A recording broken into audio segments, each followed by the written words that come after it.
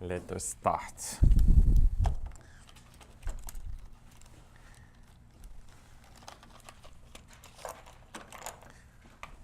So let me remind you where we were.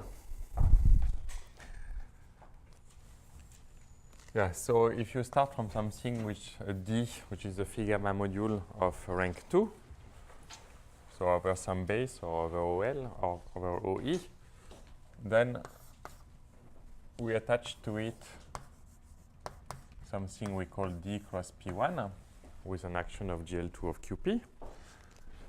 And then we wanted to prove that you could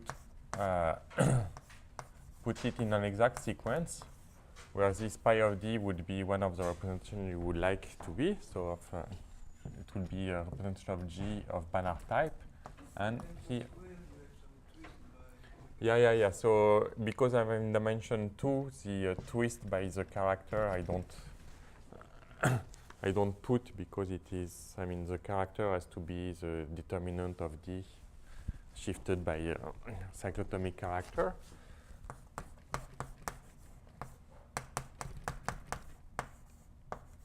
So what I explained to you last time is that if you have a family of such D, then, and if you know, well, there are two things, is that, so,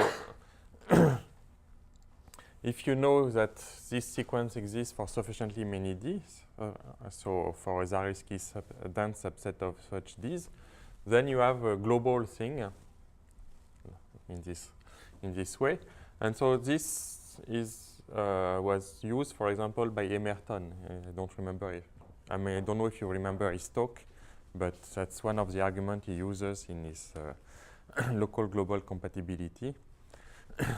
He proves some kind of local global compatibility at crystalline points, and then he extends this through this functor to the whole family of Galois representation globally. So that's what the point. And so we were reduced to proving that this sequence exists for some Zariski dense subset. And so as I said, we would do it for Ds which are trianguline. And so let me remind you what these trianguline things are. So we define a space of parameter which I call S plus, which was, so it was a triple delta 1, delta 2, and some L. So delta 1, delta 2 are characters from QP star to L star, continuous characters. Then, so the plus here means two things. Means that U of delta 1 plus U of delta 2 is 0. So U of delta, I remind you, is just Vp of delta of P. And the plus means really that you have a U of delta 1 bigger than 0. And this you also call U of S usually. So you have so delta 1 and delta 2. And what is this L? This L corresponds to an extension of R of delta 1, delta 2 by R of delta 1.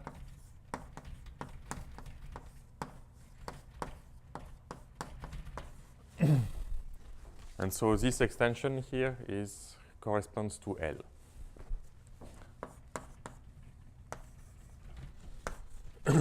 And so usually this L, there is only one possibility. So this L is in what I call infinite, in pi naught, in P0 of L. But in some special cases, this L is really in, can vary in P1 of L. So this. Yes. So yeah, only the isomorphism class of this D of S. And so this L so is equal to infinity in general, or it in special cases it can belong to P1 of L. So in the special case, if this character which I call delta S, which is delta 1. Which one is it? Delta 1, delta 2 minus 1, x norm x to the minus 1. If this delta S is equal to x to the I for some integer I.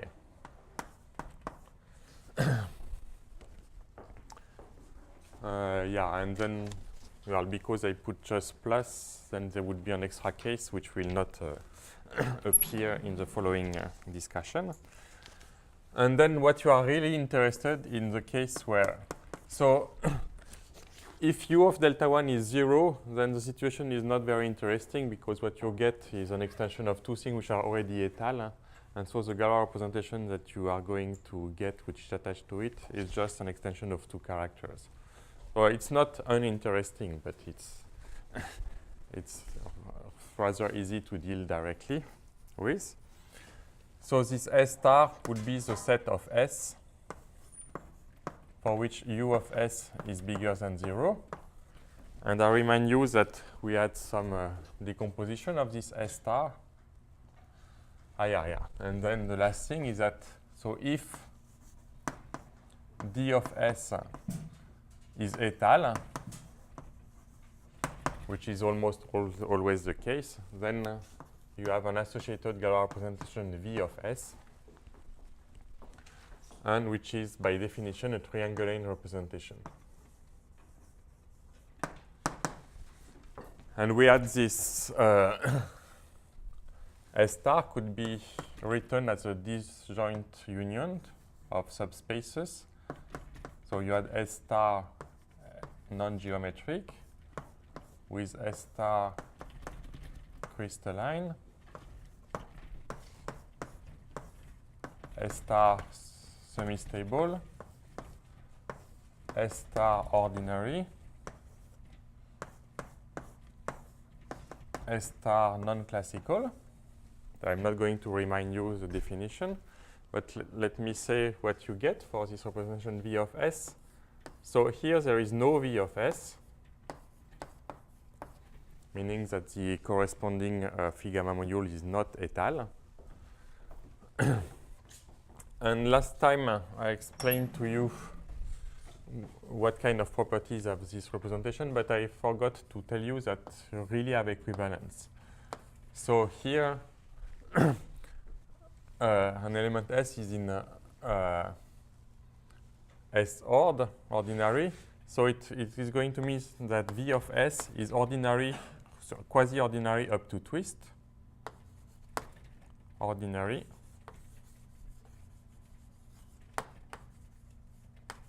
Up to twist. But, I mean, it's really an equivalence. So last time I explained that if you have an element S in this subspace, then you get something which is ordinary, but you can reverse the arrow. Here, so, I mean, the statement is that if you have something which is, yeah, that's exactly that. So here the statement is that if you have something which is semi-stable, then what you get is that V of S is semi-stable, by which I mean semi-stable but not potentially crystalline, up to twist again.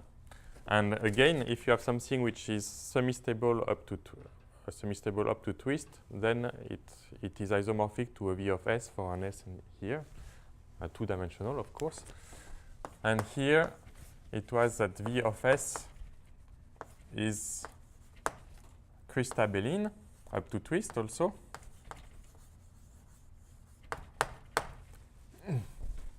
And here, well, what you get, well, it's not,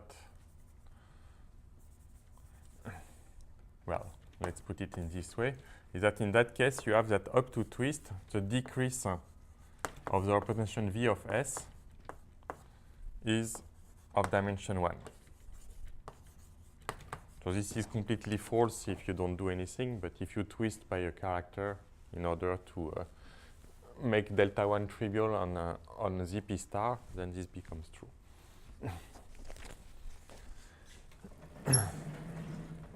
Yeah, and maybe the last thing I want to remind you is that you have V of S. Yeah, V of S is irreducible only in these cases, if and only if you are in these cases.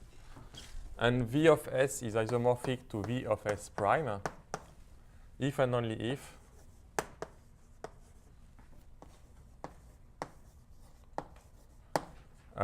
you have S prime in S cris, and so you have a pair of characters, and then you have that delta prime 1 is delta 2 x minus W of S. So W of S was the difference of the two Hodge state weights of delta 1 and delta 2, and delta 2 prime is delta 1 x W of S. Okay, so that's what we got.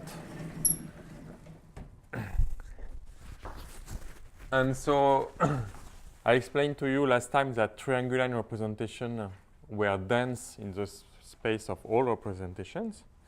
And so what we want is to prove that, well, something that I call delta of S, which I have to introduce, cross P1 is stable by G. So what is this delta of S? Well, I have this phi gamma modules over R, and this phi gamma module over R is étal, and so by definition it means that there is some object defined over E dagger of which it is the extension. And so this delta of S is what you have is that delta D of S is R extension from E dagger to R of delta of S. And this delta of S is a phi gamma module étal over E dagger.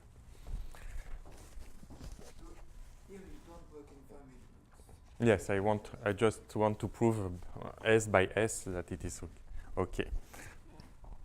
And so how are we going to do that? Well, we are going to construct explicitly Galois representation of GL2 of QP. So we are constructing an explicit pi of S, which is we call a unitary principal series.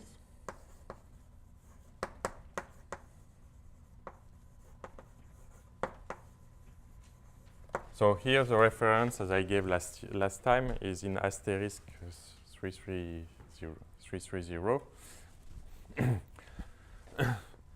And then we are going to compute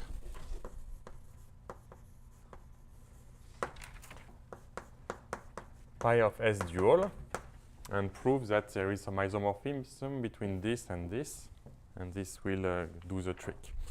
Okay? Yes? Is this cross P1 defined when for something over E dagger? What do you tensor after E? The delta? Yeah, so maybe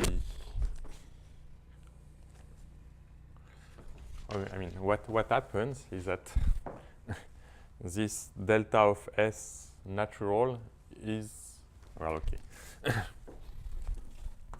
Let's call delta of S hat to be E tensor E dagger delta of S. So that's a phi gamma module over E, which corresponds to the Galois representation. Then what you prove easily is that this delta of S is in fact already inside delta of S. Okay, so I mean, I agree that this is some abuse of notation, but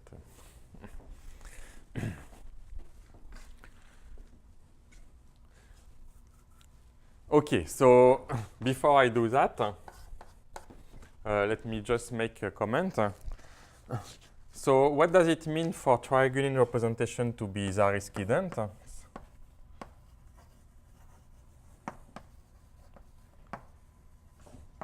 Well, it means the following.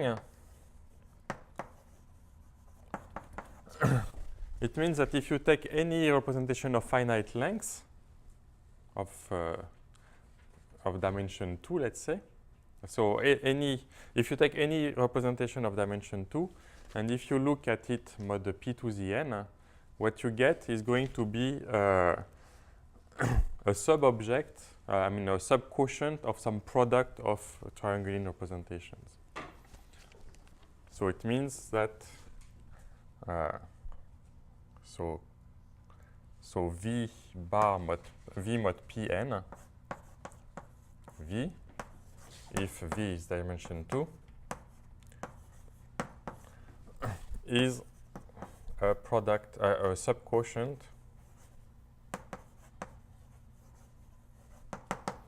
of products of triangulin representations.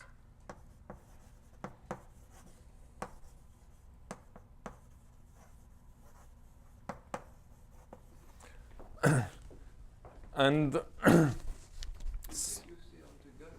on the Galois side. Yeah. And so it will be exactly the same on the GL2 of QP side. And so this implies that same is true on GL2 of QP.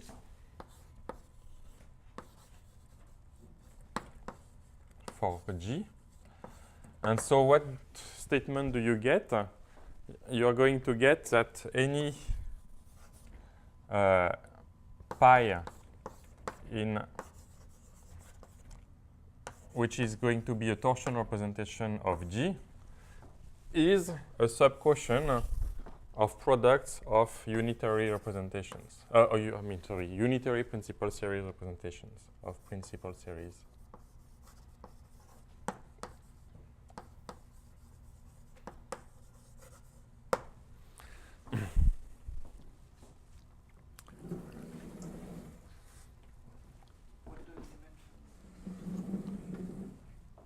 So for G, you don't need any dimension. You get some. This torsion means it's finite length.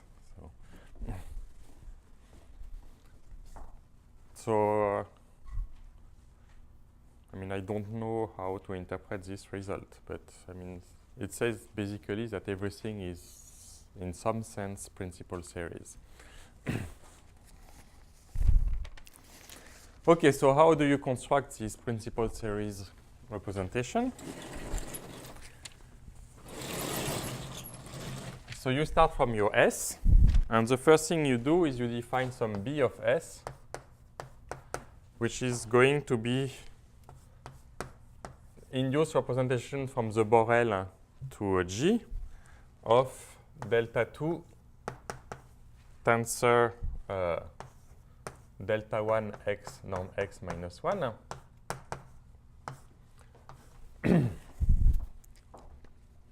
Which I call also sometimes B of delta 1, delta 2. So some induced representation, and then I have to tell you what class of function we are going to take. And so we take function of class C U of S. So U of S is strictly positive by our assumption. Yeah, here, yes. U of S is strictly positive. And so, as usual in this business, if you have an induced representation from the Borel to G, you can restrict it to matrix of the shape 0, 1, minus 1, x, and then you get an explicit space of function on P1 of QP with an explicit action. So I'm going to give you this action.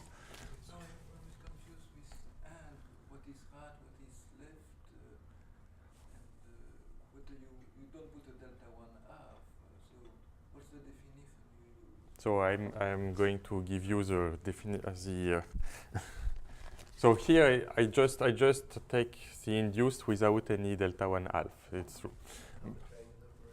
What? Upper triangular, yes, it's the upper triangular Borel. But I give you the explicit formula. So it's a set of phi. It's isomorphic to the set of phi from Qp to L, which are of class Cu of S.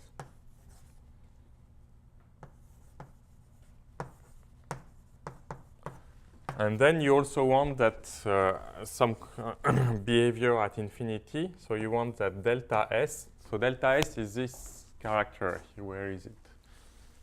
Oh yeah, here you have this character delta S. So delta S of x, phi of 1 over x, this should also be of class Cu of S in 0. So Cu of S at 0. And then you put a left action.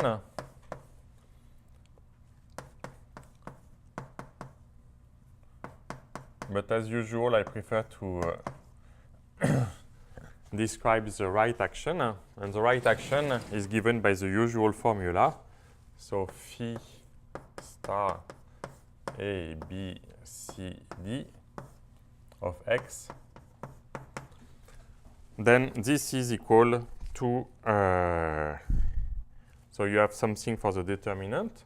So you have the character x, norm x, delta 1 minus 1, applied to AD minus BC. Then you have delta S of Cx plus D.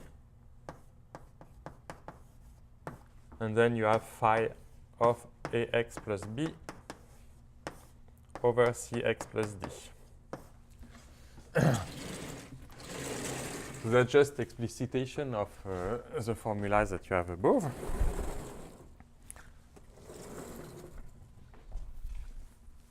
So this B of S is naturally a Banach space, right? Because you can look at the restriction on ZP, and you can apply W and look at the restriction on something else. And now, so this is not good.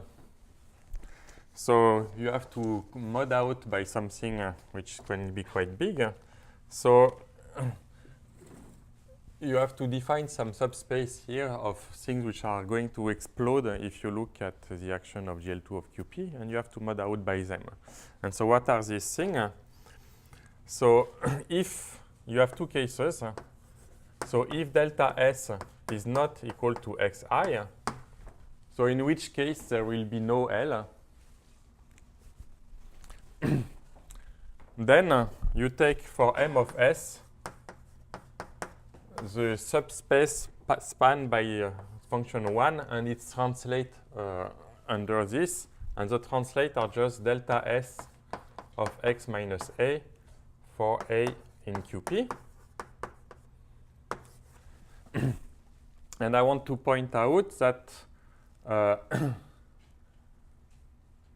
so delta S, yeah, so you need a function which is of class Cu of S, okay?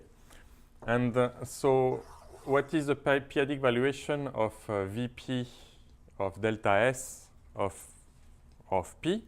It's 2 times U of S. And so you have that Vp of delta S of P. This equal to 2 times U of S. And so this implies that this character here is of class Cu of S, because 2 U of S is strictly bigger than U of S. So this implies that delta S of x minus A is Cu of S at 0. Okay, so now if you take, in the case where this means the vector space spanned by these functions. No, I'm put span. I mean, the action of the group is already here. If you apply the action of the group to 1, you're going to get these functions. So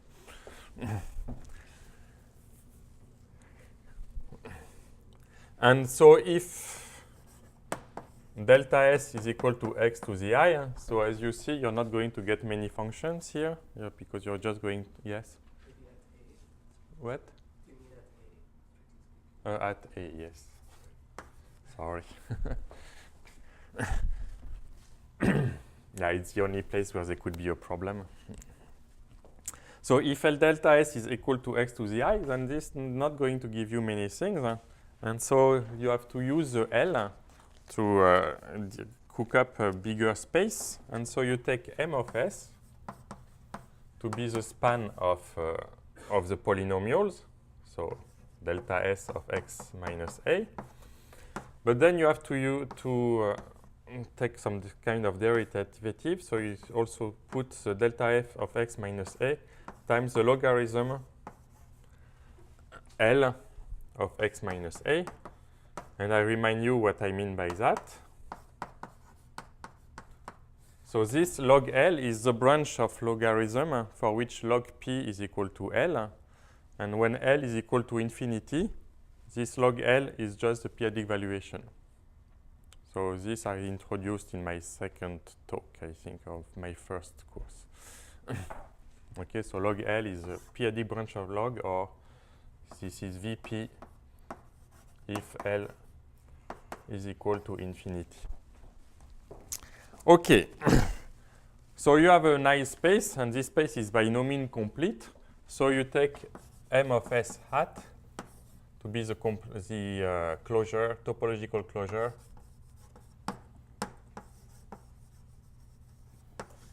in B of S. And then you define pi of S to be the quotient.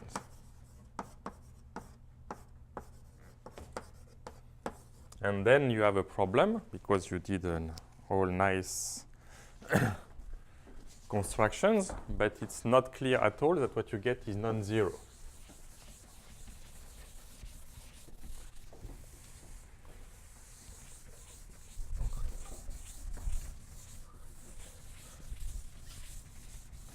So this construction is due to Breuil. Maybe not in this language. He was not speaking. I mean, he was looking at special characters, and so he was not using this language. But then, so the main issue. I mean, there are other issues, but the main issue is pi of S different from 0. Yeah, it's not clear at all. And so this was proved by Breuil and by Breuil and Mézard. So proved by Breuil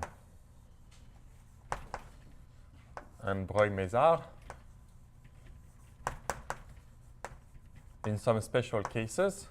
So Breuil, it was for S in S star Chris, and Breuil-Mézard for S in S star ST, but only in some special cases, and the special cases were for when the Hochstate weight was not too big. So if W of S is small.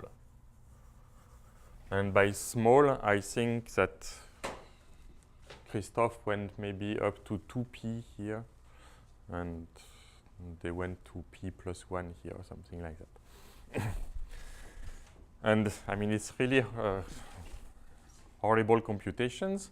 And how do you prove such statements? You prove it by reducing mod p and trying to to prove that what you get. So, in fact, what they prove is they compute the reduction mod p.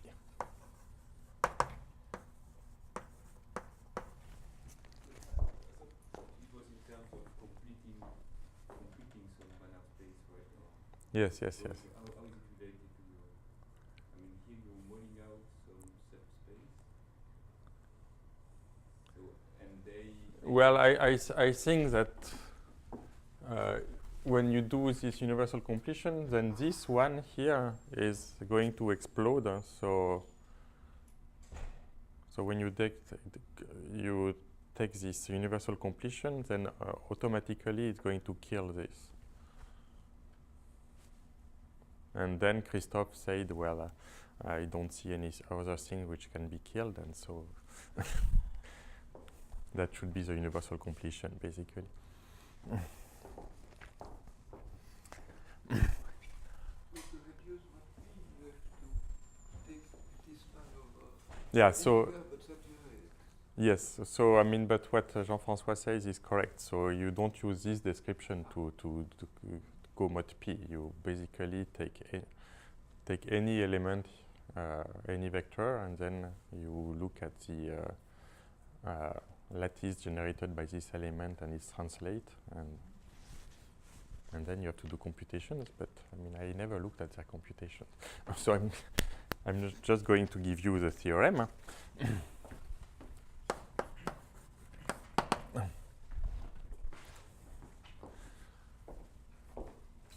And anyway, I mean, so this is a statement which is purely in terms of GL2 of QP, as you can see, but there is no proof, I mean, no general proof using GL2 of QP only.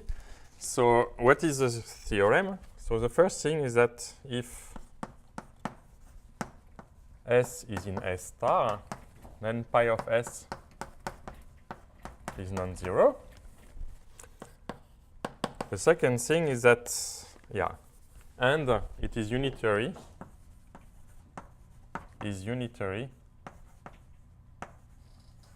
except with the definition I gave, if S is non-classical.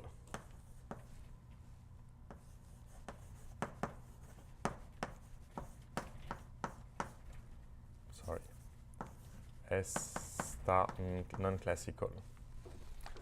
So you see the problem that you have here is the same as here. So the second thing is that if S is this in this subset S irreducible, which is the union of the first three, S star and G, S star S stable, S star, sorry, Chris, S stable, then pi of S is irreducible.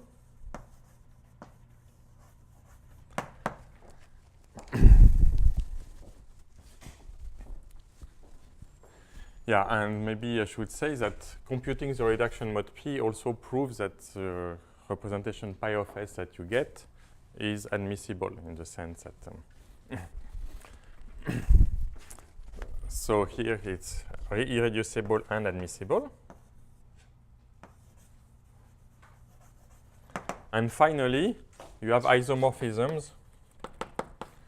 Pi of S is isomorphic to pi of S prime, if and only if you have the same condition as above. If and only if S, S prime are in S star Chris and same condition as above.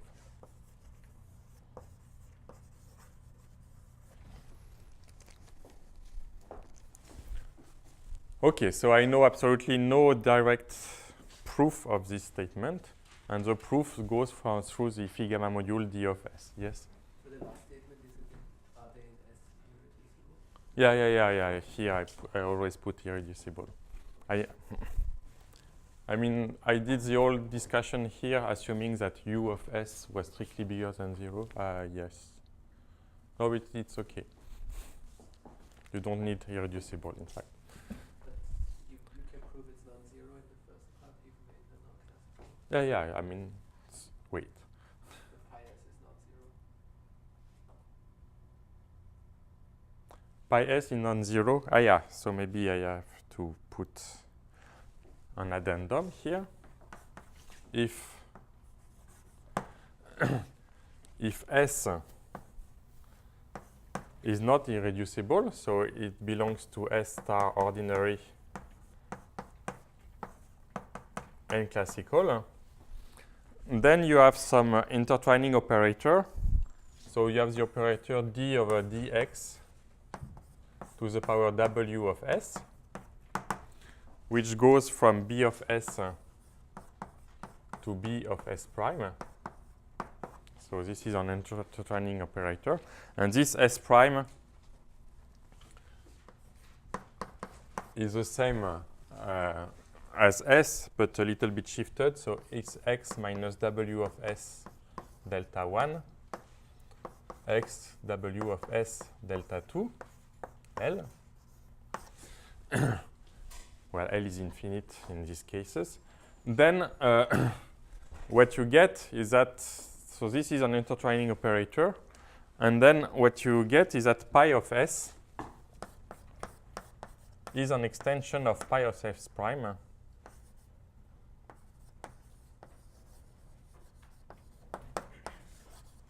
pi of S prime. So this S prime now is going to belong to S star ng, non-geometric. And by the kernel, and what is the kernel? Well, it's just the subspace, I mean the topological closure of locally polynomial functions of degree less than w of S minus 1. Okay, so an extension of by the closure of locally polynomial functions of degree less than w minus 1.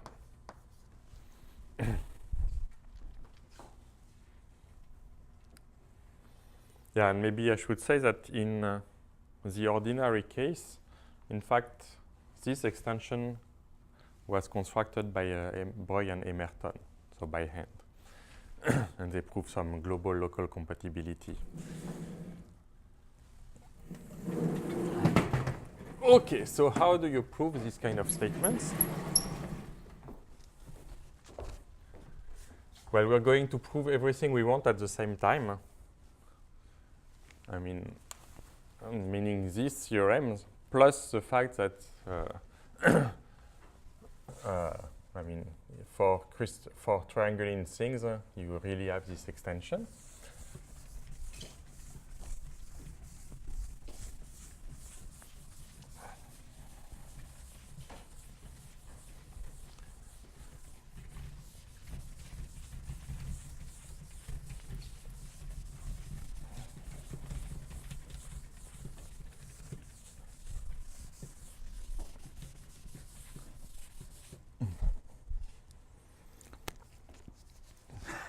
So the proof is a little bit painful.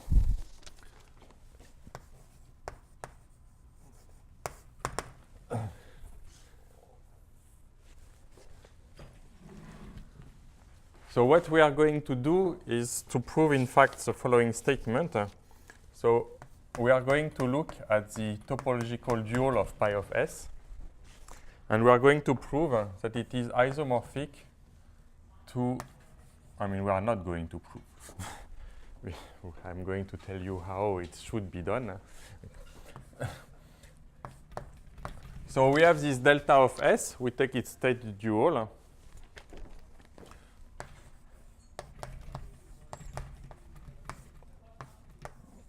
So this B, I remind you, just means that I take a lattice in this state in delta of S, and then I extend scalar at the, so I take this this construction with a lattice, and then I invert P. So as P of QP modules.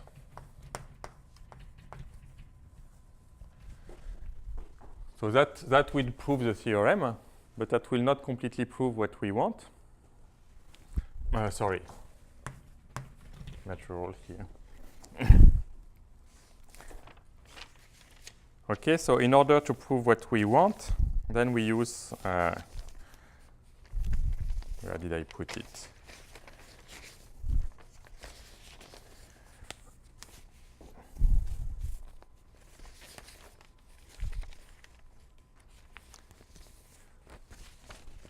Yeah, so in order to prove that, once you have that, what you can do is the following.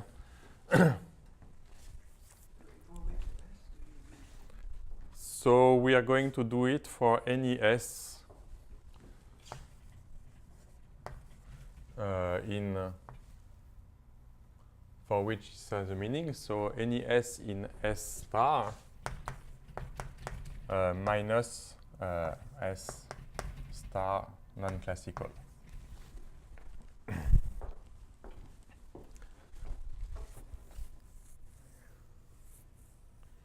Is it true?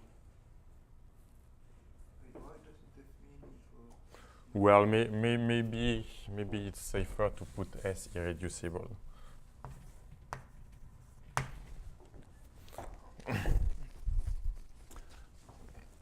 Well, S irreducible should be below. Okay, and then so here so this will be enough to prove this theorem, because I told you that I mean, because now you can reduce mod P this thing, and you're going to prove irreducible. I mean, I told you that this space here is already irreducible as a P of QP module in a case where the phi gamma module itself was irreducible. Okay. So that will give you everything that you want here. It will give you that also, because I told you that the restriction to the mirabolic does not lose any information, and so this isomorphism will just come from the isomorphism of phi gamma modules that I stated before. And now you want something more. So I remind you that now if we have a pi of S, in my first talk, I define a functor D of pi of S. And what you prove is that this is isomorphic to nabla Czech S cross P1. And what is the map? So as G module now.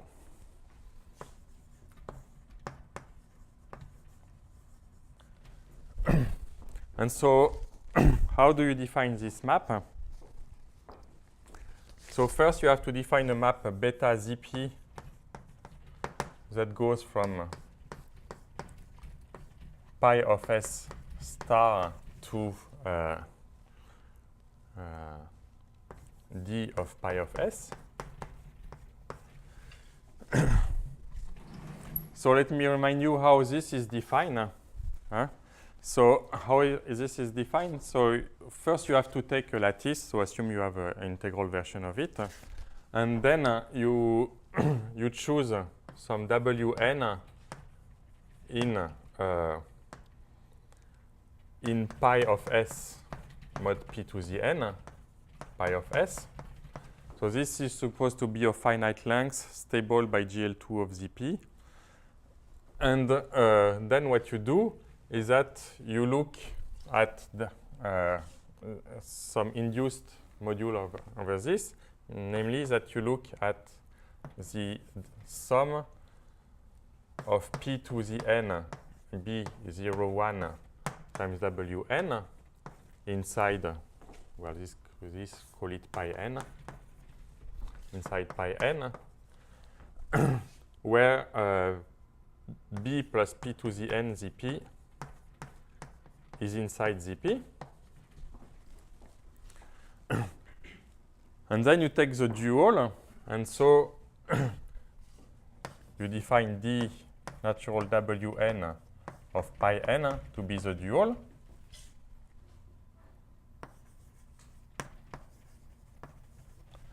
And then you define D of pi n by extending the scalars from OE to OE. So I remind you that this is going to be a module over the group algebra of the matrix 1 ZP 0, 1. And so this is isomorphic to OE natural, and then you return the scalar to OE of this D natural Wn of pi n. Okay, so if you have an element here, and assume that you have taken a lattice, then you get an element here just by restriction here, okay? And then then you just push it into here by taking one tensor what you got here. Okay. So that's how you define your beta ZP. You define it mod p to the n, and then you glue things by taking projective limit. Yes? Isn't this inclusion always true? Which one? B plus p to the n ZP inside ZP? No. Well, right. Because normally. No, of course, it is. Yeah, okay, but you took some annihilator or something. No, this Oh, sorry. I'm just taking I see. this Yes. subspace inside here, okay? Sorry. So you take the dual, so you have some natural map from pi of s to this, and then you just push it to this by taking one tensor mu. So at this point you already know that it is unitary? And phi of s is unitary? Yes. Yes. I mean, for s, I mean, For S non-classical, you know it is a unitary. because of 1? So wait, let me mind.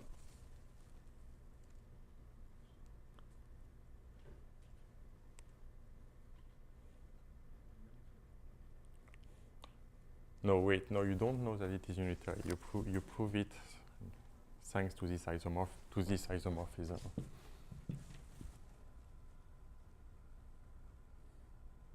this is unitary completion.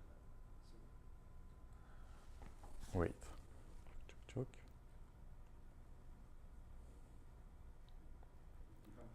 You know it's unitary because of this, and because the fact that the argument goes as follows.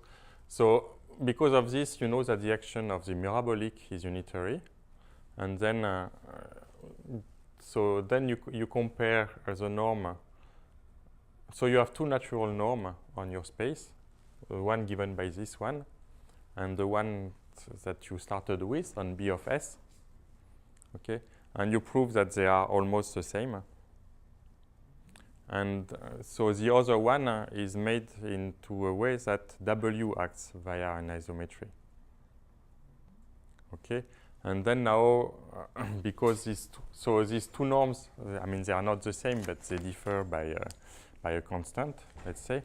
And so because now G, any element of G is a product of at most 3 elements of the type mirabolic or W, then you prove that that there is a lattice which is invariant. The first part didn't apply to non-classical. It does not apply to non-classical. But I thought No, it does not apply to non-classical because this is false in non-classical. right, but I thought the question was how you know it's unitary. No. The question was how do you know it's unitary in the classical case? Oh, I'm I sorry. mean, wait, non-classical is supposed to be. It is not. Yeah, okay. Okay, so no, you're right. So the fact that it is unitary comes from already from this statement plus some extra analysis on the two natural norms that you have at your disposal. Okay, and then once you have that, well, then you have what the map that gives you that.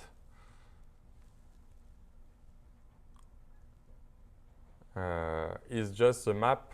And so this d of pi of s is delta Czech of s. This is very easy to verify. And so this map here, if you have an element mu, no, sorry, that's not what I wanted to say.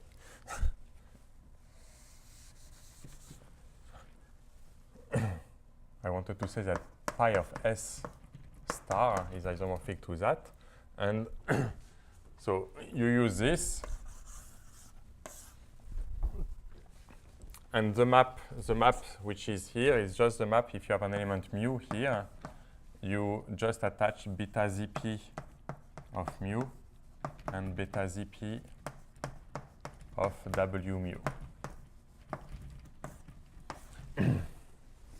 And then you check by hand that the formula you put here are exactly the one you need. And in fact, it's not totally obvious. I mean, it's, yeah. In fact, it's 2 pages of careful estimates in figure modules to prove that. So anyway, so once you have proved that, with some extra analysis, you deduce that you have this isomorphism at a G module, and so this proves that this one is stable by G, which was your goal. Okay. So now, how do you prove the first part? So I just give you the starting point.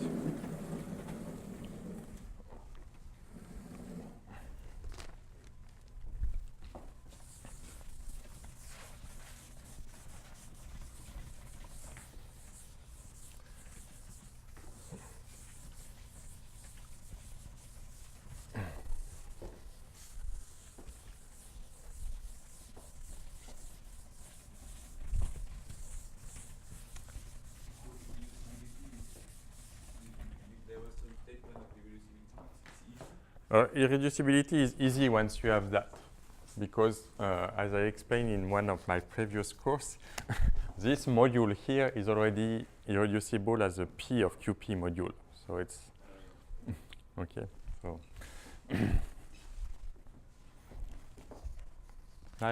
you keep cheating in this theory, but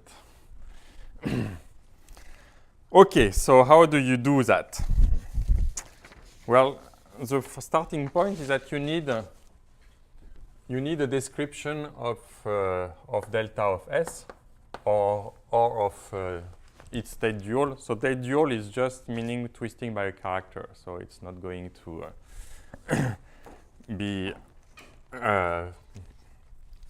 to make any difference.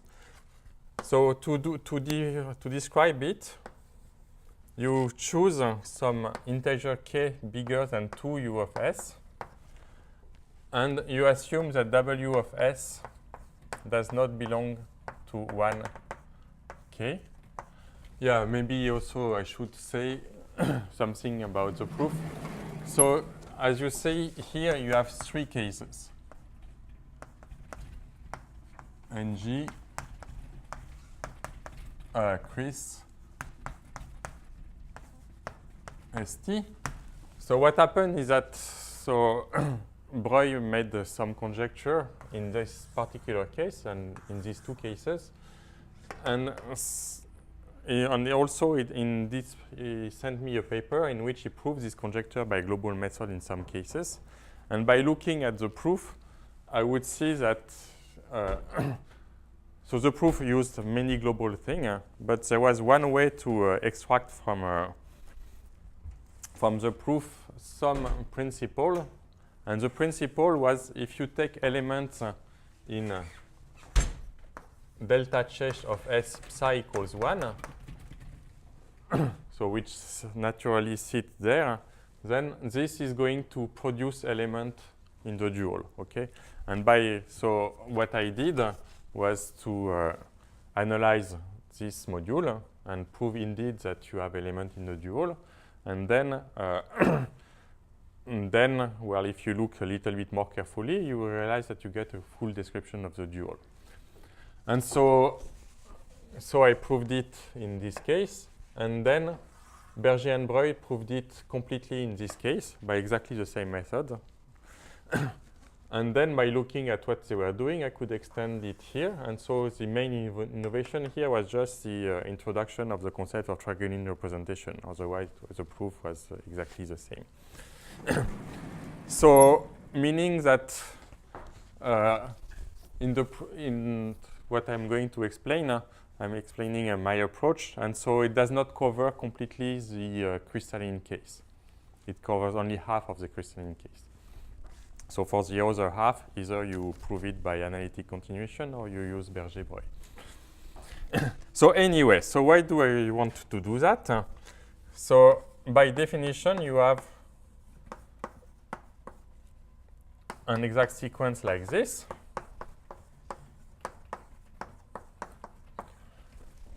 But now the problem is that the periodic valuation of delta 1 of p, delta 2 of p minus 1 is bigger than 0, because it is 2u of s. And I told you some formulas, explicit formulas, only in the case of for extension for which this value would be strictly negative. Okay. So what you do is that you put it into ds of k.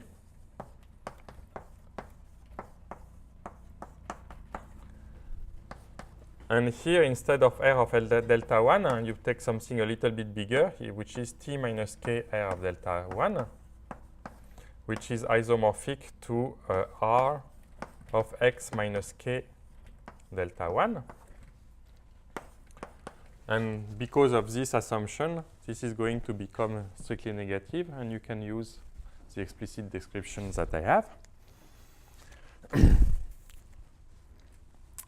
Okay, and what you are really interested is in this subspace delta S, which is inside here, because you really want an integral structure. Yeah, and this t is Fontaine t, so this t is, as always, log of 1 plus t. Okay, so now you choose. So you have a concrete description of this group of extensions. And so you take a generator of this one. So it's going to be an eigenvector for gamma and Frobenius. You lift it via the extension I gave you. And then you take the generator of this one. So you get a basis G1, G2 of D of Sk over R with explicit actions of phi and gamma, which I don't want to write down.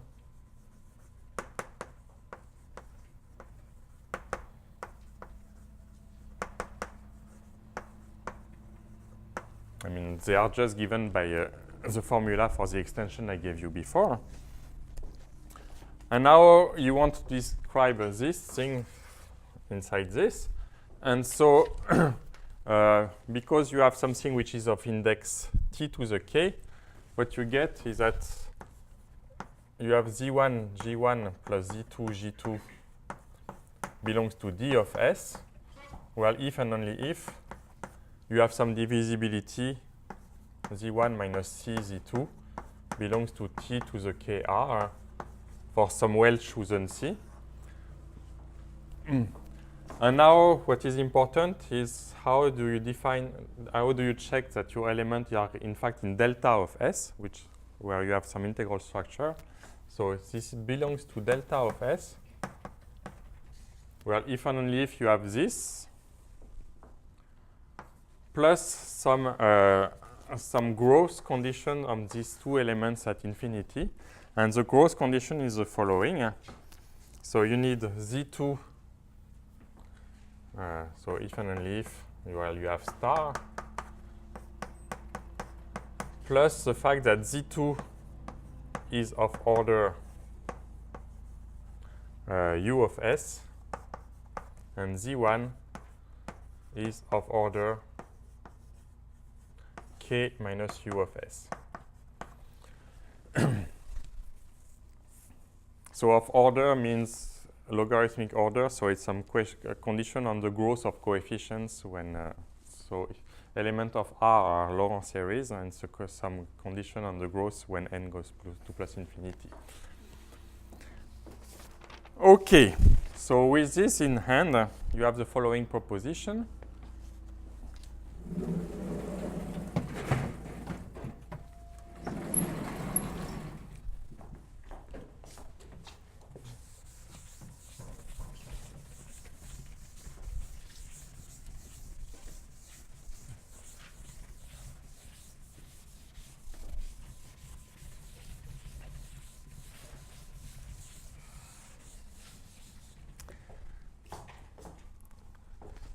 So proposition.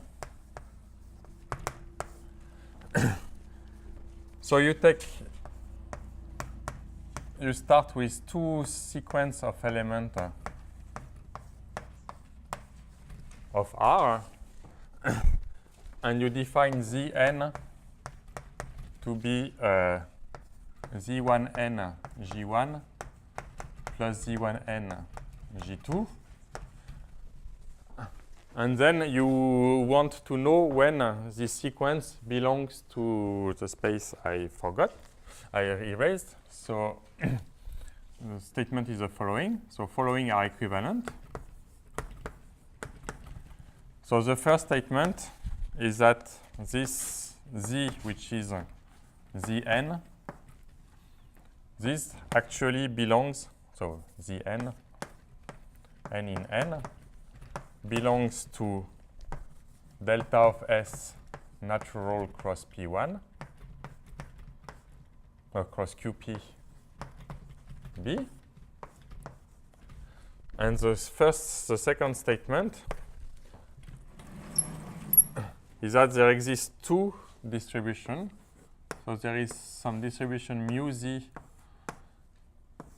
a distribution which is globally of order U of S on QP, and a distribution nu Z, which is of order K minus U of S,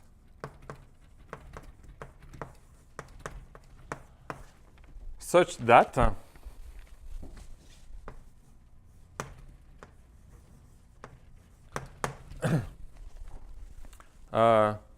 well, first I will say it a little bit. I mean, what I'm going to say is not correct, but almost. So you have a close relation between the value of nu z and mu z on polynomial up to degree k, and so this relation is the following. So quotation mark is that if phi is a locally polynomial functions of degree k less than k minus 1, then you have some kind of identity of this shape, phi of x nu z of x, which is some kind of transform qp cross qp of the same thing with nu z, but with some twist. So you have phi of x plus y, delta s of x, mu z of y, and here you have the d star of dx, where this is supposed to be the R measure, but the R measure does not exist.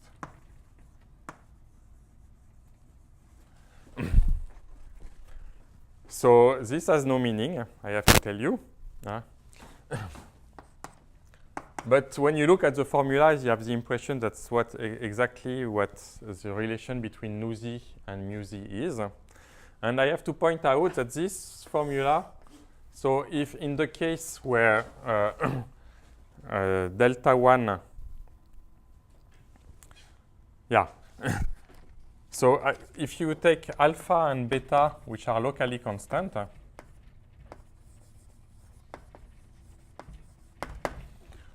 then you can define some intertwining operator I going from the induced representation from the Borel. So it's the usual smooth induced representation from beta tensor alpha norm minus 1 to bg alpha tensor beta norm minus 1. So it's usually an isomorphism, except in some very special cases. And it is given by exactly this formula, this intertwining operator. So you have I of phi of y that would be the integral over qp of phi of x plus y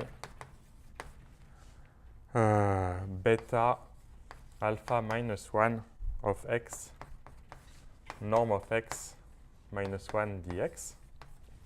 So here now, so this integral does not always converge, but you can always regularize it. And so it's very strange that, and also yeah, so this isomorphism plays a role in Berger-Breuil.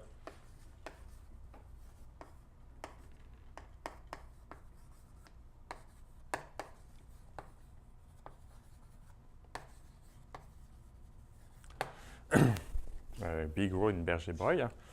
And in the general case, you have something that looks like this isomorphism, but there is no isomorphism between these two induced representations. And and maybe I make a comment, and then I finish my statement, because it is not finished yet. So the statement is, the comment is the following. So assume that delta S is not x to the I. So you're not in the special case where you have an L. Then by construction,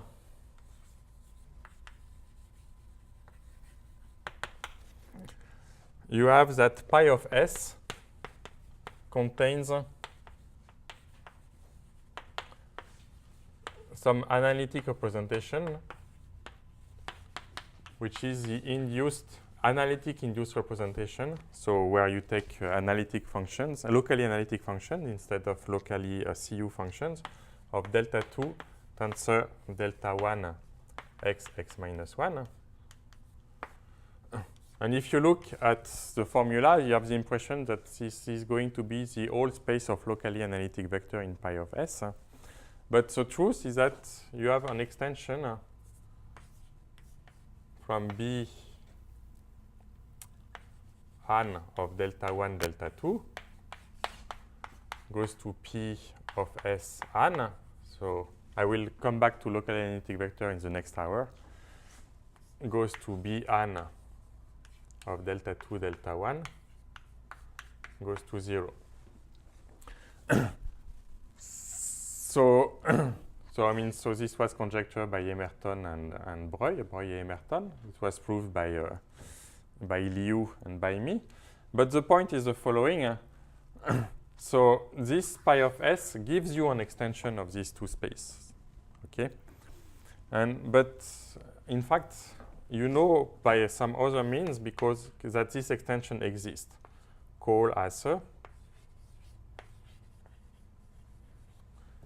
What he proves that if you look at the x1 of these two space, B1 delta 2 delta 1 by B1 delta 1 delta 2, this is one-dimensional.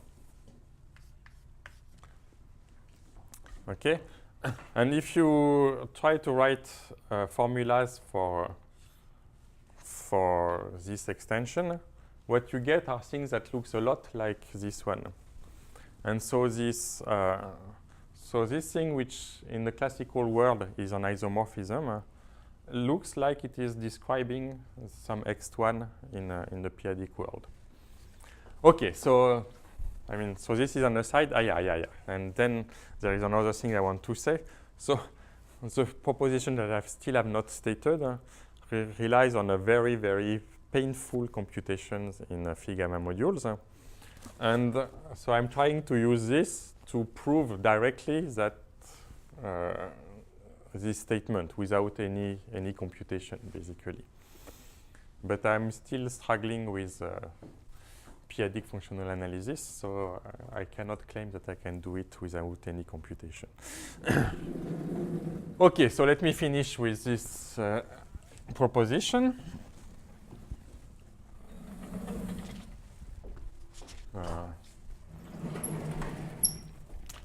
So what do this mu z and nu z have to do with z1 and zn?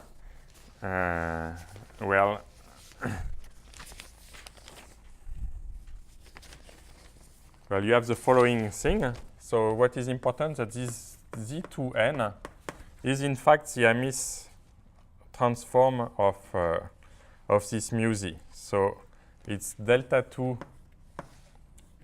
p to the n, the integral over p minus n zp of 1 plus t to the pnx mu z. So that's, sorry.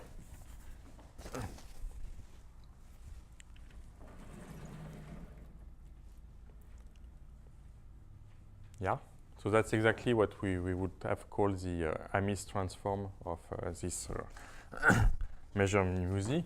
And the same with z1 of n. So it's something that involves nu z, which I don't want to write, plus the same formula as here. Sorry. Yeah, no, sorry. So it's really something that involves mu z,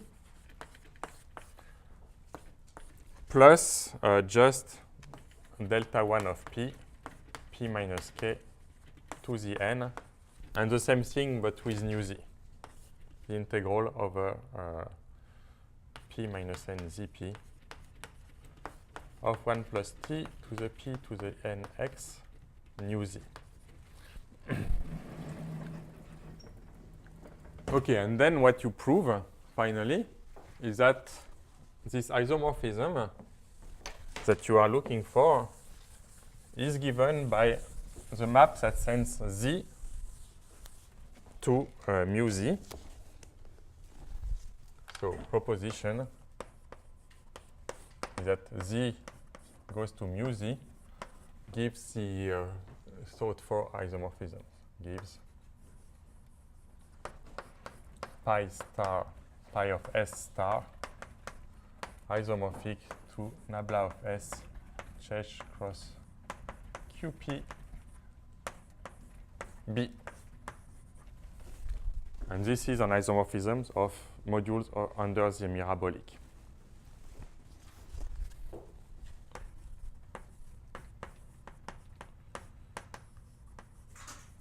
So let me just make one comment. So as I say, I mean, this is just, so you start from the description of the phi gamma module I gave you here, and then you translate step by step the formula that you have in order to interpret them.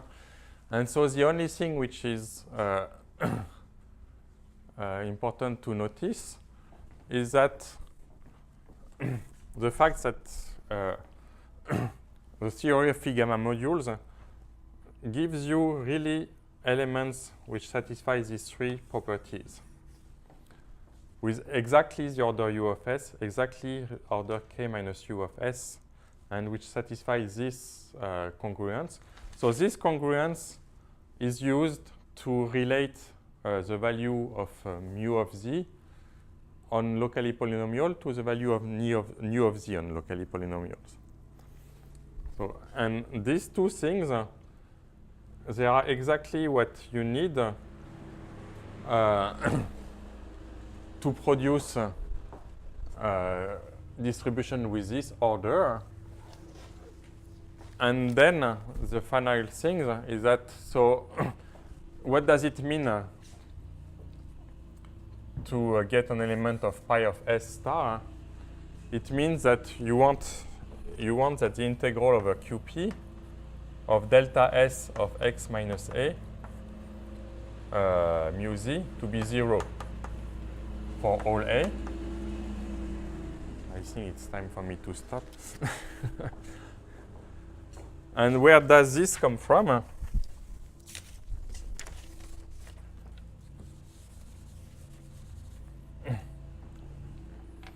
Well, it comes from the fact that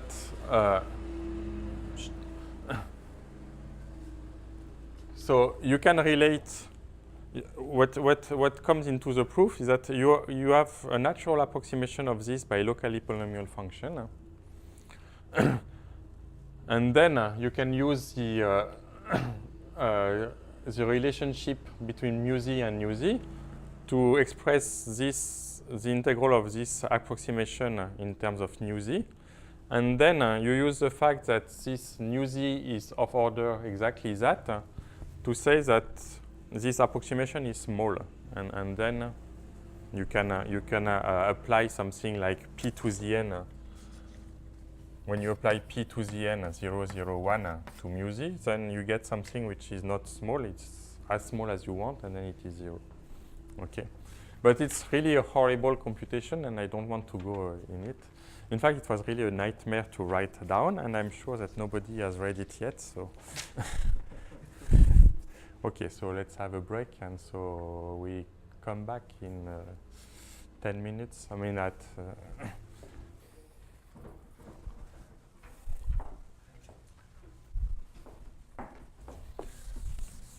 so that's it for the construction of the correspondence. And now we want to study its properties.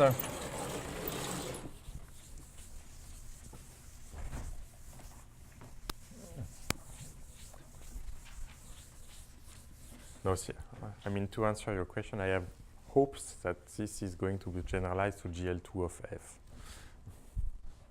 It's just hopes. I have no...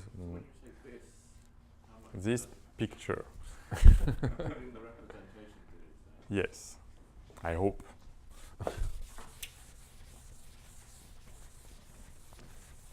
Despite the fact that Breuil and Pascunas have found a lot of garbage that you have to get rid of, but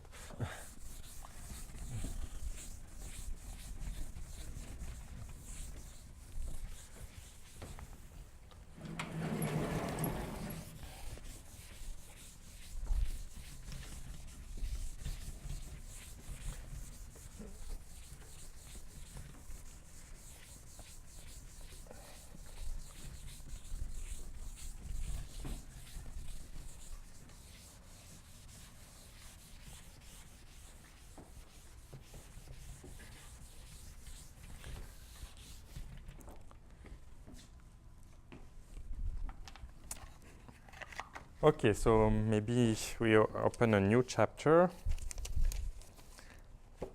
and we are going to speak about locally analytic vectors.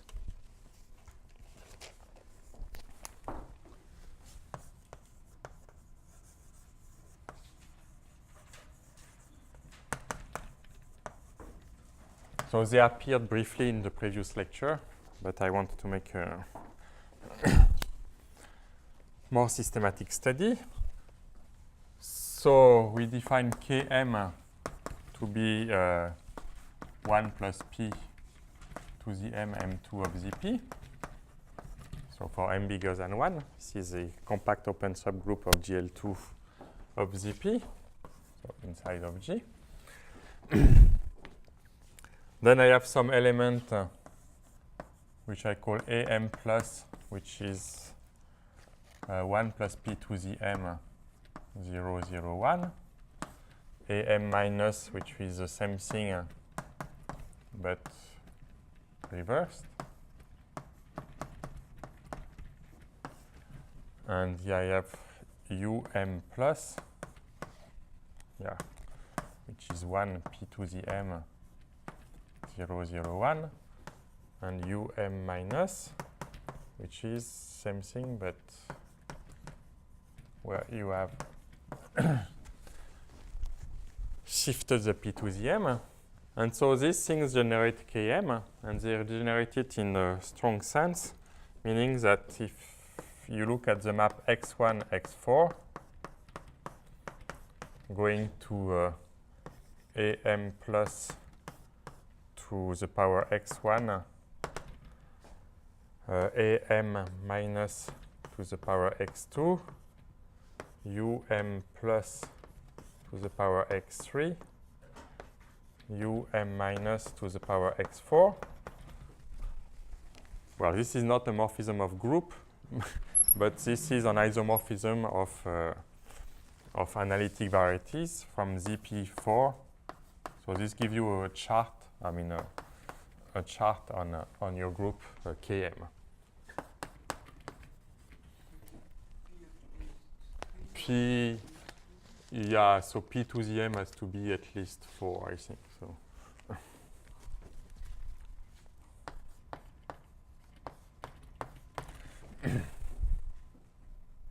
Oh, bigger than 2.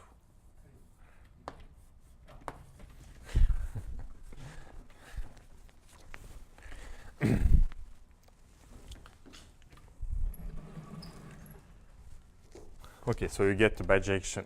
It's not an isomorphism of group, but it's almost an isomorphism of group. I mean, in the proof, if you look at things mod p to the m, p to the 2m, what you get is a morphism of group, and that plays a role in the proofs. So you define the Iwasawa algebra to be the completed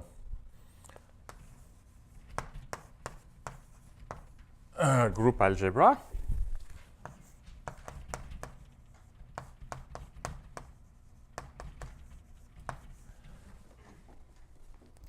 So you can also view it as the algebra of measures on Km.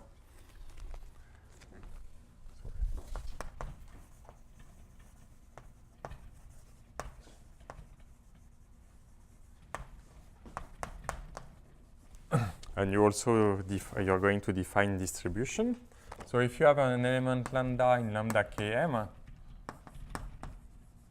you can write it in an only way, in the following way. So you use this decomposition here to write it as something on ZP4.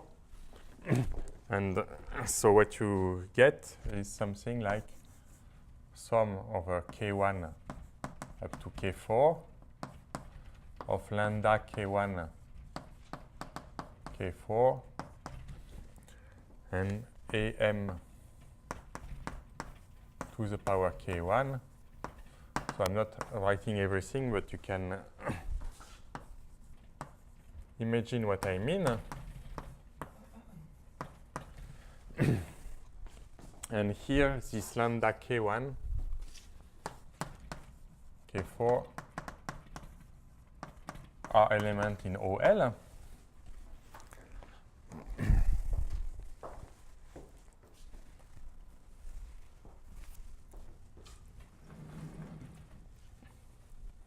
So of course, I mean, when you multiply two of these things in this ring, then it does not add up the exponents. You have some terms that comes from non-commutativity.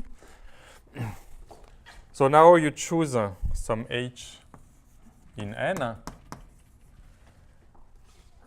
and you invert p a little bit.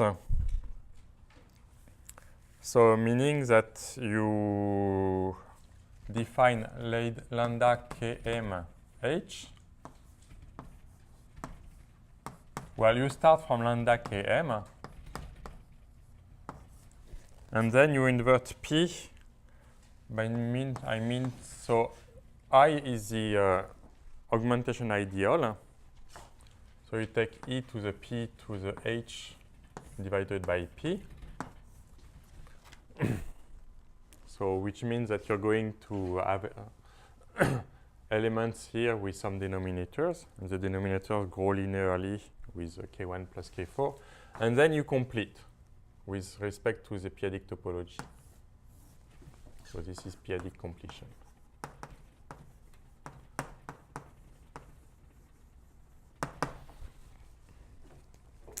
And then you define the algebra of distributions,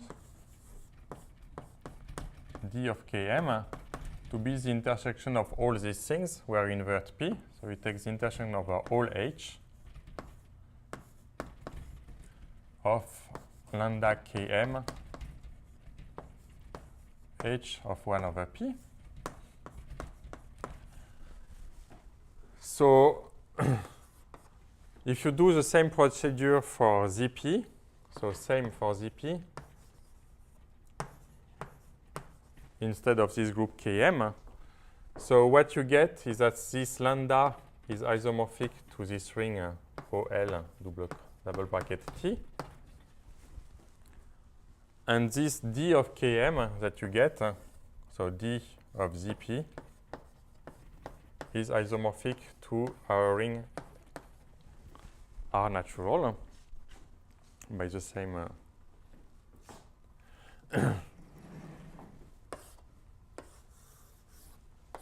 And so how can you describe these things? Well, this space is also the subspace of lambda. with some, that you can write as above, like this. But the lambda m have to satisfy some condition, some growth condition. And so the growth condition is that Vp of lambda 1, lambda 4, plus R k1, lambda k1, k4, plus R times k1 plus k4. This should go to infinity for all r strictly bigger than 0.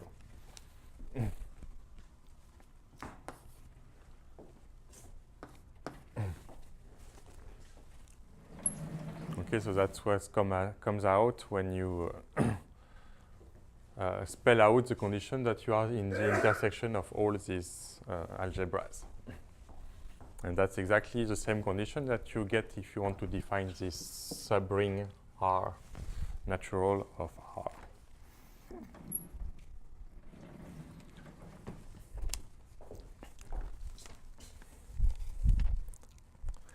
Okay, so now we start from the representation pi in rep L of G. So this pi is admissible, so its dual is of finite type over lambda km. Is finitely generated over lambda km for any m. So that's admissibility condition.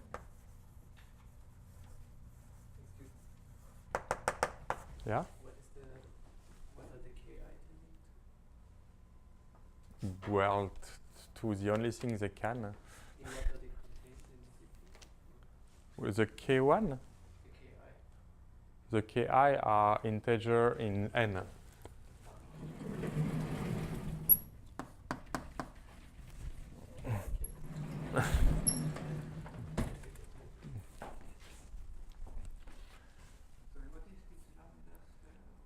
Sorry, what? No, pi star. Pi star is finitely generated over lambda km for any m. So that's the admissibility condition. Can you re-explain why? So that's what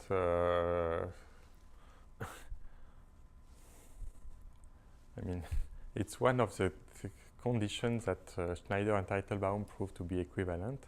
So you have this condition, or you have the fact that, the usual admissibility condition, which is that when you reduce mod p to the m, then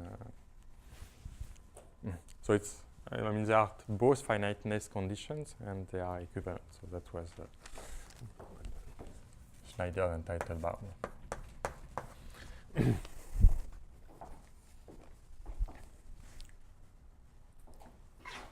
And for the representation that we construct, you can more or less imagine that it's going to be true, because basically you have something over over P1, something over P1. P1 is the union of two copies of ZP. And so the first part on ZP is going to be finitely generated under the action of the unipotent, upper unipotent. And the other one is going to be finitely generated under the lower unipotent. And so altogether, you get something which is finitely generated over K. It's a statement for any group, yes. Yeah. So I write everything for GL2 of QP, but yeah, it's true for any group.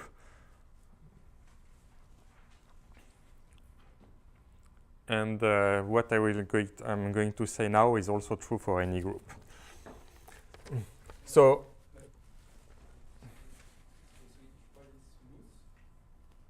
If pi is smooth.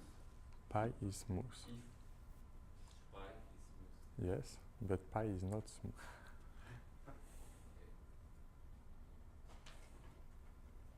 No, pi is not smooth.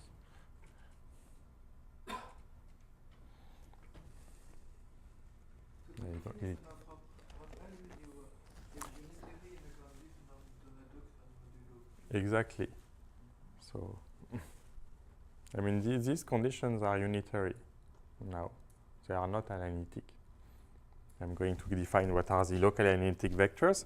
So you take V. So these are representation on Banach spaces. So you take V in pi. You say that it is locally analytic.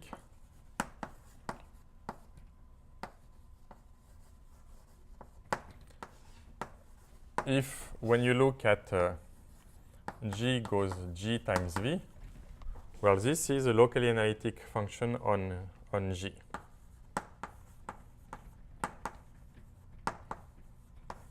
So it's a function in a on a Banach space, and it means that you can expand it around any point in the way that I wrote here using this chart. Okay. Yeah. And so you define Pn to be the set of V which are locally analytic. And this is a sub-representation of pi.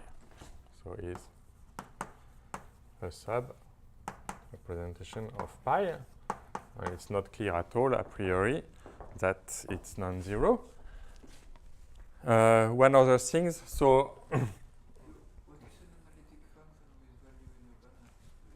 well, it just means that around any point you should have some expansion AG, some AK1 Kn, where these elements are in the Banach space. And then, so you put yourself, I mean, you translate so that you are centered at the origin. And then you should have some AM plus minus 1 to the K1, AM plus minus 1 to the Kn. And so if it is analytic on Km, this sequence should go to 0 on pi, in pi. Okay. But, so this is one possible definition, and I think that I checked that it is equivalent to the fact that the coefficients are locally analytic. So it's clear that if it is locally analytic in this sense, the coefficients are going to be locally analytic. So coefficients are just G goes to mu GV. So this now you have a locally analytic function with value in L. And I think that I checked that this is equivalent, but I'm not completely sure. I mean, I even wrote it, but nobody checked. Anyway, so you that's the definition that Schneider-Teitelbaum take. But that's not a statement for a general analytic function. It is because it is of this particular. I think it's a statement for any locally analytic function on G with value in a Banach. Well, what you do is you take a Banach basis of your Banach, and you decompose, and then all these coefficients are going to be, and then you have to use some kind of Baire arguments to prove that. But you have some common domain. Yes, you have some common domain.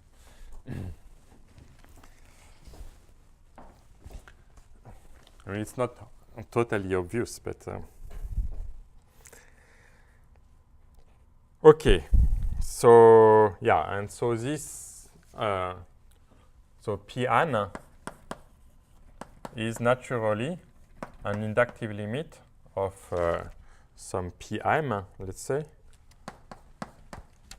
where Pm is just the set of V which are analytic for Km. So V which are Km analytic. Which are Km analytic.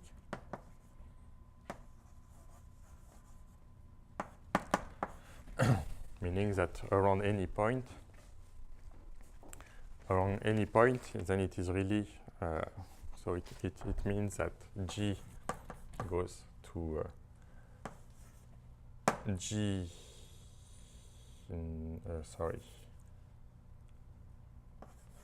G times G0 V. This is supposed to be analytic function of Km for all G naught.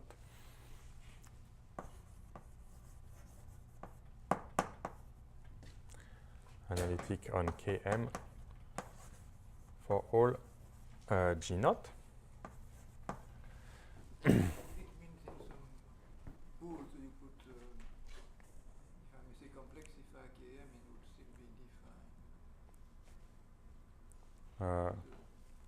Yes, what does analytic on Km mean? It means really that it is given by a converging power series in these elements here.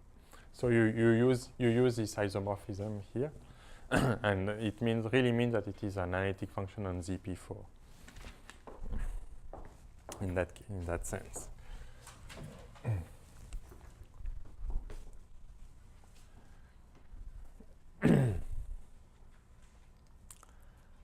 Okay, and each of these things are naturally Banach spaces, and so what you get in the end is some compact inductive limit. So this is a compact inductive limit of Banach spaces.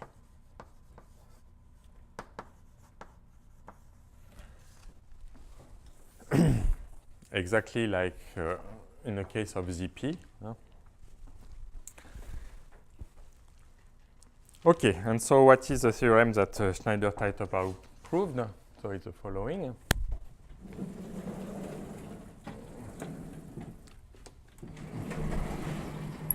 Yeah, and so I mean these pi m, they are not stable by G. So compact means the transition noise? So compact means that yes. So you pi m plus 1 contains pi m, and if you look at the image of the unit ball, it's exactly the same as for analytic function on ZP. So the topological closure of the unit ball is compact in the next one.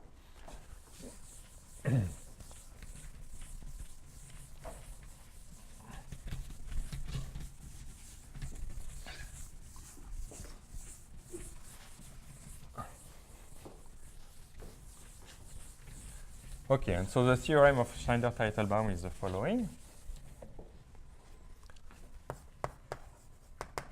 Is that not only this P an is non-zero, but P an is dense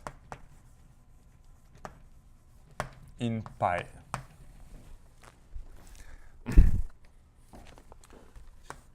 And how do you prove that? Well, what you do is the following. So pi an, how do you get it? Well, you have to imagine what you do for ZP. So for ZP, what are the locally analytic functions? They are the dual of the distributions. Okay? But you don't have the distributions to start with, you have the measures. But you are lucky that the measures are inside the distribution. So you can extend the scalar and then take the dual, and you are going to get the locally analytic functions. And that's exactly what Schneider-Teitelbaum say, is that P an is the dual, topological dual of, so you take the distribution on Km, and then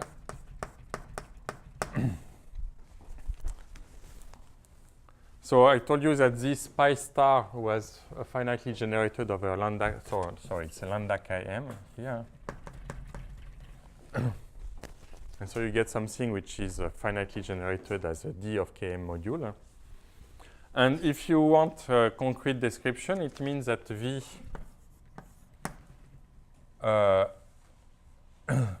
V in pi is locally analytic, so V belongs to pi n if and only if it can be extended. So if, well, you can look at mu goes to mu V. So that's functional on the dual, on pi dual, and then you wanted to be able to extend it by continuity to this space. So can be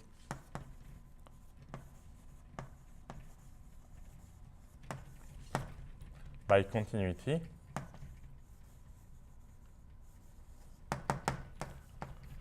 to d of km tensor lambda km pi star. And I should point out that this space does not depend on n, so which does not.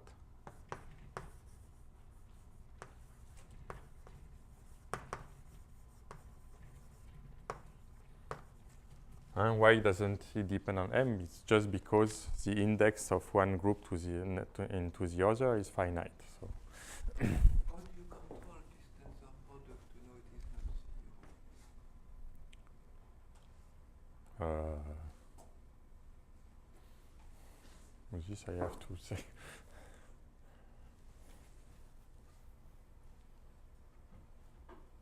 Yeah, sorry.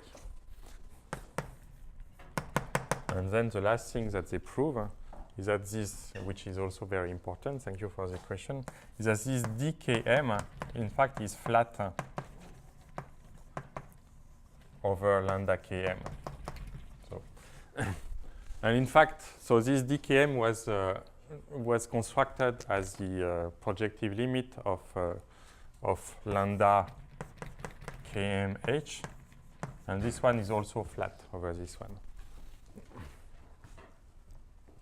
So it means in particular that taking analytic vectors is an exact functor. So pi goes to pi n is an exact functor. This does not yet imply non-partition It does not. faithfully flat or something. Yeah, faithfully flat. Sorry.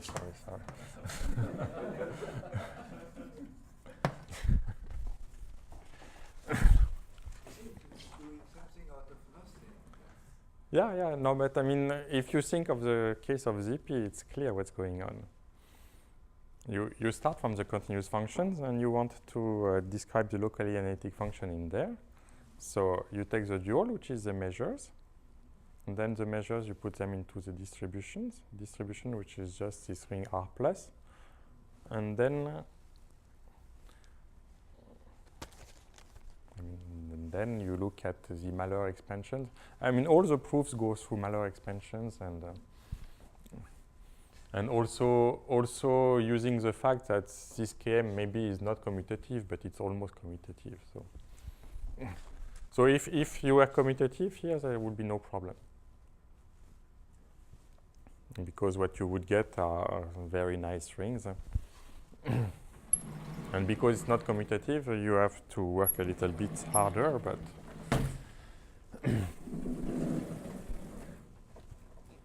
okay, and then I should point out that yeah, so this actually gives you a description of the locally analytic vectors. And this is going to, I mean, it's one of the things that we are going to use to describe the locally analytic vector in our representations.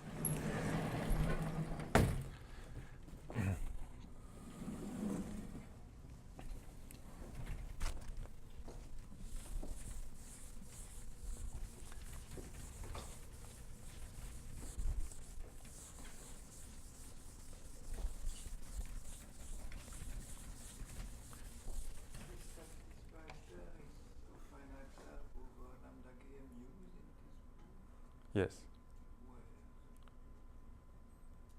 Where is it used? I don't know, because there are two papers.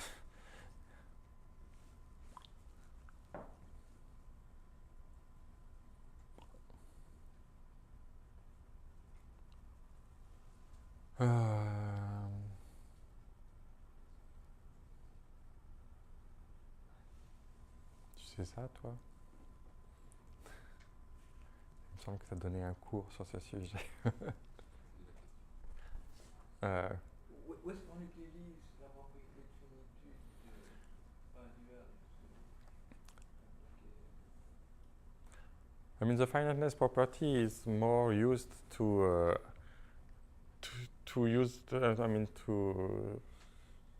It's used in the following way. So, if you start from local analytic representation, you can look at their dual, and if you don't put any finiteness properties, then this is not such a nice functor. But if you put these finiteness properties, then this is an equivalence of categories between. And I think it's also to get rid of all topological problems, because in fact all these locally analytic representation are topological spaces with complicated topology, but then they translate with this notion of admissibility, everything translates in abstract modules over this distribution. So they get rid of any. So there is a canonical topology Yes. associated to any finitely generated abstract module, and any map, equivalent map, will be strict for this canonical topology. So in some sense, they get rid of all topological problems. So I'm not completely sure that you need it for to prove that pi n is dense in general, but. Is there any similar argument in the reality also? This I have no idea. No, I don't think you go in this way. No. Some kind of heat equation. Yes, something like that. No, I mean, so what they did was to cut out into all possible representations things which have nice algebraic properties. So, and it seems to be the right thing. So, okay, so now what we want to do, we start from D, which is of the rank, so it's figure module of rank 2. And then we want to compute, so we have a pi of D, and so we want to compute the locally analytic vectors.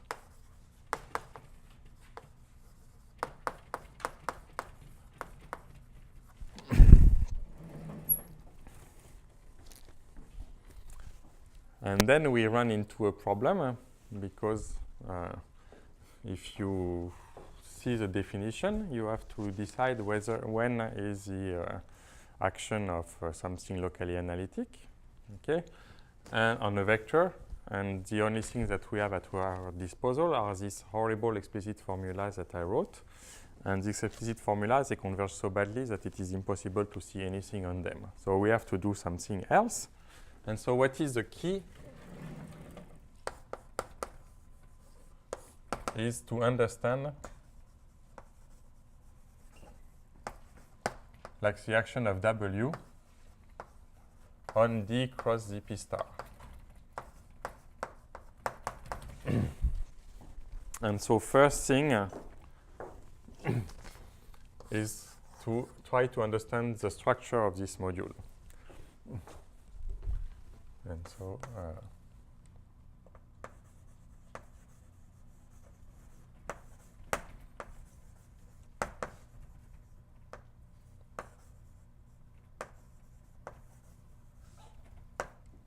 structure.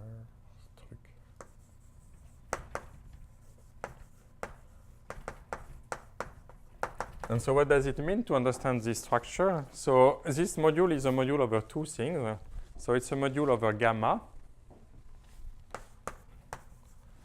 And it is also a module over phi of OE. Because phi of OE just means multiplying by something which are in PZP. So it's not going to translate by something which is in PZP. So it's not going to change this module. And what happens is that, in fact, these actions are closely related. And so let me give the exact statements.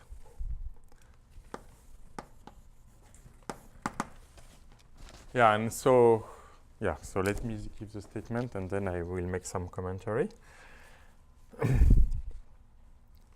So the statement is the following. You start from an I in ZP star. and you take an A in ZP, and then you can look at the action of 1 plus p to the n A. So n is bigger than 1, minus 1. So this acts on d cross I plus p zp, or I plus p to the n zp. What do yeah.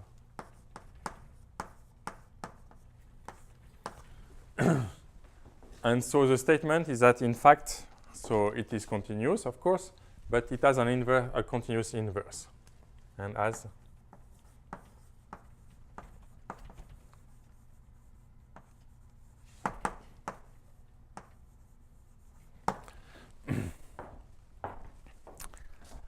and so yeah, maybe I should say that what is this space? It's also the space 1 plus t to the I phi to the n of d. And so the consequence is that if you take the same thing here, then you have the same statement with d cross dp star, because d cross dp star is just the direct sum of these things for things mod b p to the n. And so this is true for any phi gamma module, and rank 2 plays no role here.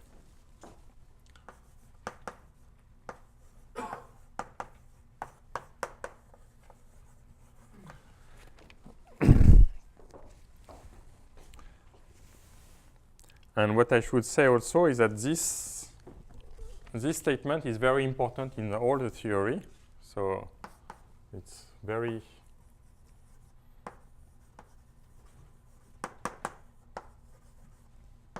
so the first time it appeared was in the Ayres thesis to compute Galois cohomology.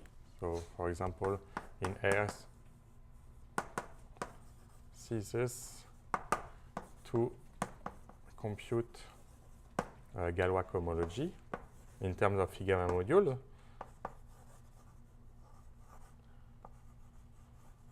This is a statement that allows to prove that. So I told you that you can compute Galois cohomology via two complexes, one involving phi and one involving psi, and that's what allows you to prove that you have these two complexes give you the same HI. So how do you prove such a statement? I'm not just going to give you this proof, so it does not look completely mysterious. So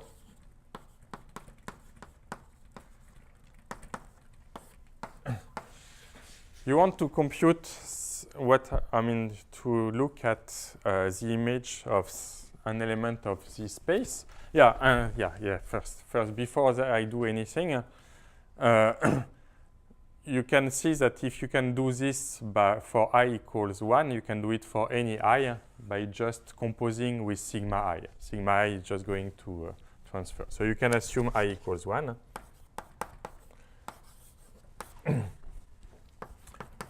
And then you have to look at this operator on element of this shape. And so what you get is 1 plus t to the 1 plus p to the n. And this one I call sigma, otherwise it's a little bit painful. So sigma of phi to the n of y, but that commutes with sigma, minus 1 plus t y. And this you write in the following way. You write as 1 plus t, phi to the n of y, sorry. 1 plus t, phi to the n of something. And what is the something?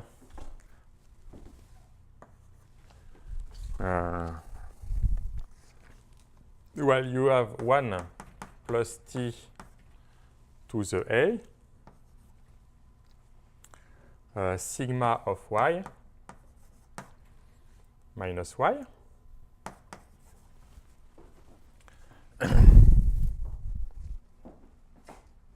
Yeah.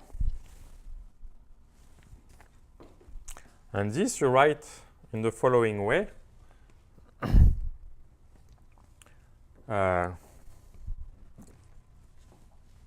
You're going to write as 1 plus t to the a minus 1 times y plus something which is going to be smaller. And the thing which is going to be smaller is 1 plus t to the a sigma minus 1 of y.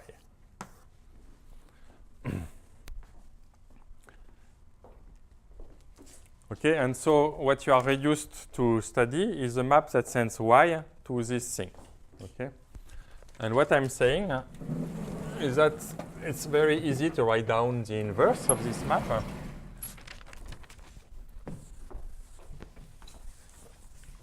So if n is big enough,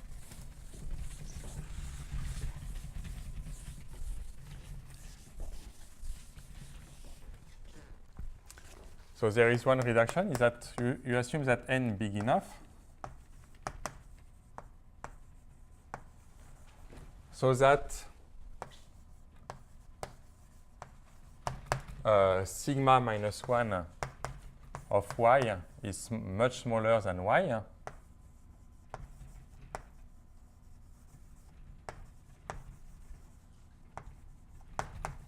So this is, I mean, I don't want to give a completely exact statement, but the action of gamma is continuous, and so it's in fact uniformly continuous, and so you can there will be such an n. And if you can prove this statement for n big enough, you can prove it for any n, because this is, if you can invert that, yeah, and then you can invert the same thing with some I mean, this is a piece power of something with p to the n minus 1, and so you can, if you can invert that, you can invert anything with n lower. Okay, and then, so what you get is that your function g(a) of y, so it's 1 plus t to the a minus 1 y plus sigma minus 1 y.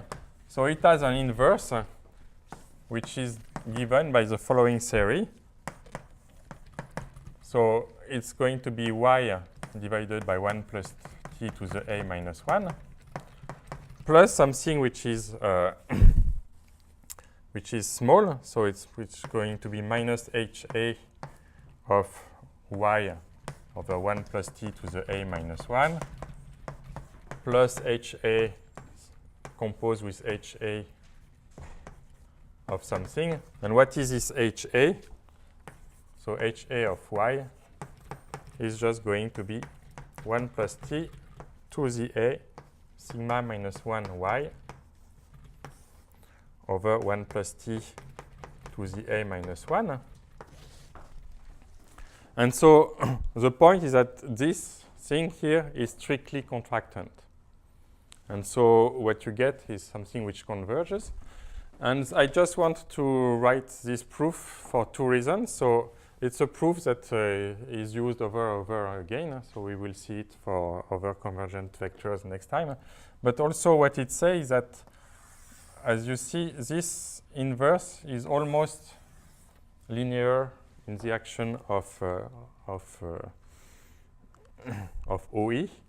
And so what you have done is that you have compared the action of gamma with the action. So gamma is Zp star 0, 0, 1. And this is the action of the unipotent.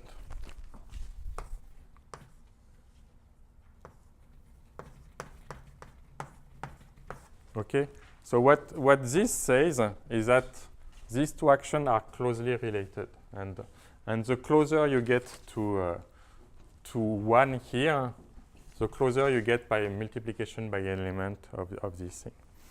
I think it's follow also from your invariance of this functionality of this construction by diffeomorphism, because this multiplication by 1 plus bn a locally making a change of coordinate is a translation. And for translation, that's by definition that you can invert translation minus 1. Yeah. It's quite possible, yes. Yeah. Okay, so let me finish with the statement that you get.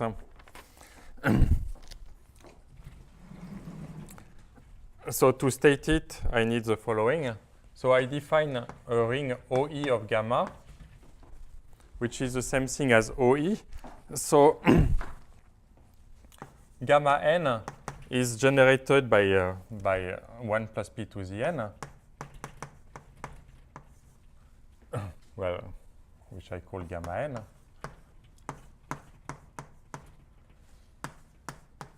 And so first you define OE of gamma n to be, you do exactly the same thing as the way you defined OE.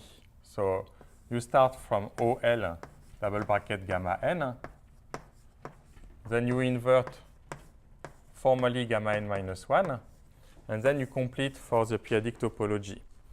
Okay? So that's for when n is bigger than 1, and then you define OE of gamma just to be the lambda of gamma tensor lambda of gamma n of this OE of gamma n. And it's not going to depend on the choice of n.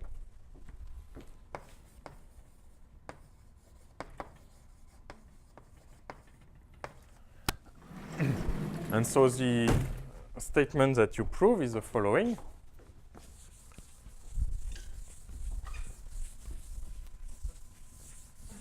So if you have something which is torsion,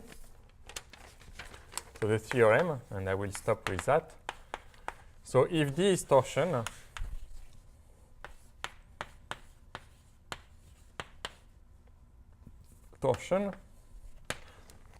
then D cross Z P star is an OE of gamma module with exactly the same elementary divisors as D.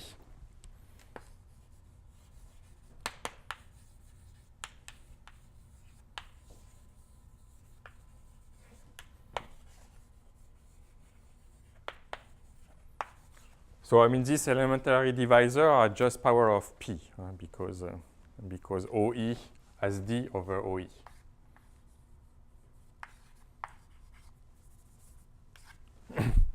OE is a complete discrete DVR. And so how is it a gamma module? So what does it say exactly? It says that because of the lemma, you can invert this element. But what it says is that if you have something that converges here, well, in fact, it's clear. Because if you have something torsion, it's going to converge because if you multiply it by, so if you have something in the completion here, you have things which is polynomial plus something which is divisible by the power of P that you need. And so you get an OE of gamma module. The second thing is that if D is torsion free, so if D is in phi gamma étal of OE, is of rank D, then D cross ZP star of gamma is free of rank D over, so is free of rank D over OE of gamma.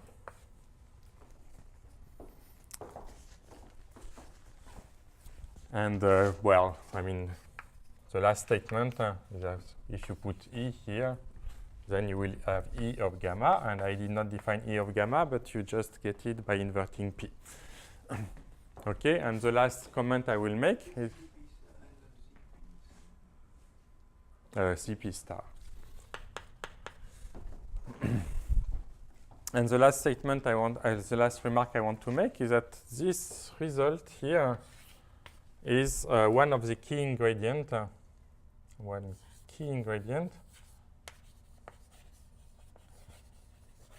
to recover the Euler-Poincaré formula for Galois cohomology.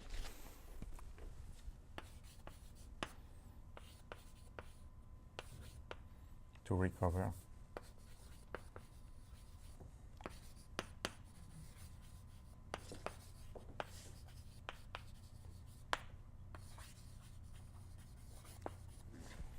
For Galois cohomology.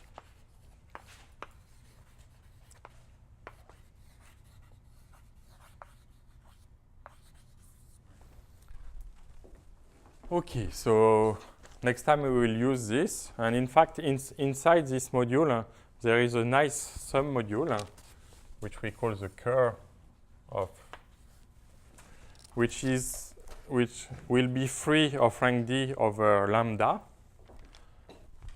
and on which you can actually compute W by some external mean. And then using that, you will get a good handle on the action of W on this thing. And you also use the fact that the action of W is, as you say, semi-linear with respect to the action of gamma to get what you need for the study of locally analytic vectors. Okay, so that's it for today. And next week is